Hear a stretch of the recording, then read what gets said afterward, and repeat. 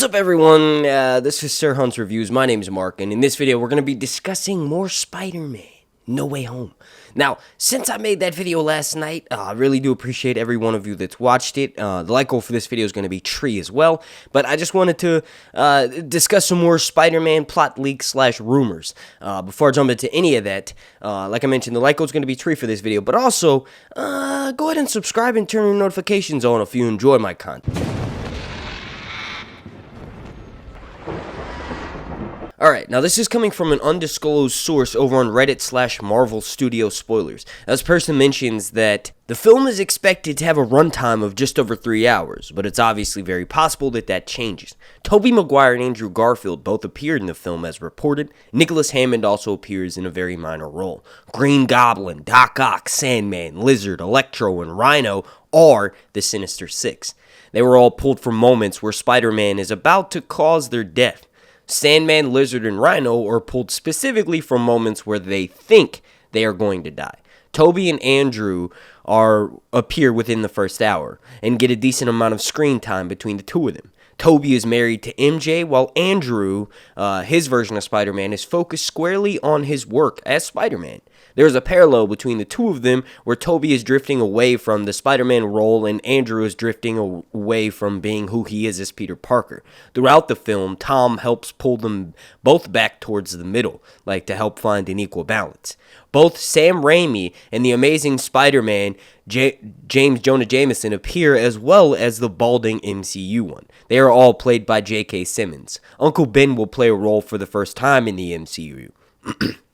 Excuse me. Peter opens up to his variants in a quiet scene where they talk about their origins. Aunt May is killed by Green Goblin, a fight that intentionally mirrors the ending of Sam Raimi's Spider-Man 1, and it plays out between MCU, Peter, and Goblin, with Raimi Goblin knocking him off balance and escaping. The final battle is the Spider-Mans versus Goblin on the Statue of Liberty. There are multiple homages in this scene, including a shot of the Spider-Mans walking toward Goblin, framed like the Avengers, walking towards Thanos in Endgame.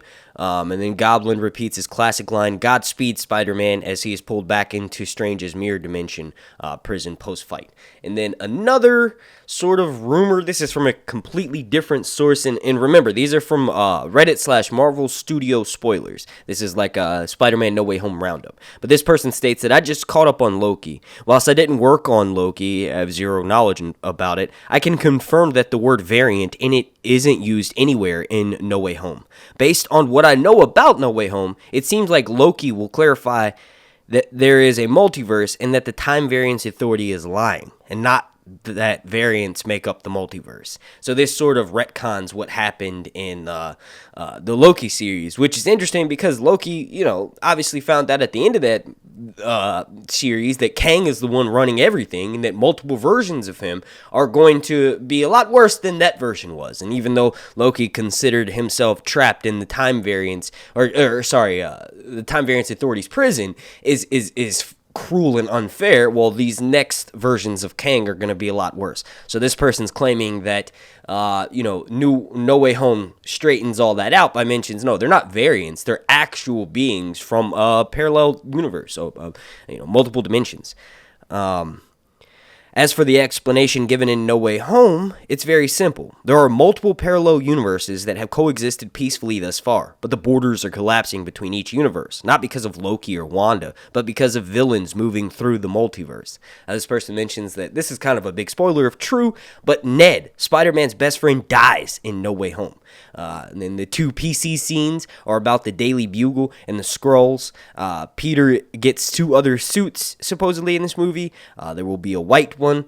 There will be a white and orange one, and then one of them is retro green, sort of like the neon suit, similar to the stealth suit that he had in the previous movie. Mysterio and Vulture do appear in this film for a cameo. Doctor Strange ends up showing Peter multiple dimensions, sort of like the open your eye scene from the original Doctor Strange. Peter does not get judged about his crimes from Far From Home until the end of the actual movie, and that's in court. This person mentions that Rhino is in this film, but they are no longer suited. He used the same formula in The Amazing Spider-Man 1 to turn into a man Rhino. And then lastly, Andrew and Tobey's suits will change, Andrew's suit will feature a much bigger spider logo with a neon blue strip running around the back, and Toby's will remain largely the same, but the webbing is much more metallic and clear. No, they are not variants. Alright, now I kind of included a little bit of my commentary while reading these. Mainly, I want to know what you all think, what the Super Marvel fans think down below in the comment section about any credence to these rumors. I'm going to kind of hold off, I did add in some side thoughts, but I'm going to hold off my thoughts, obviously, until that trailer drops, which according to some of the other rumors, should be a teaser sometime today, and then tomorrow we're going to get a full-on trailer. I want to thank you all again so much for watching. My name is Mark, and this has been Sir Hunt's Reviews.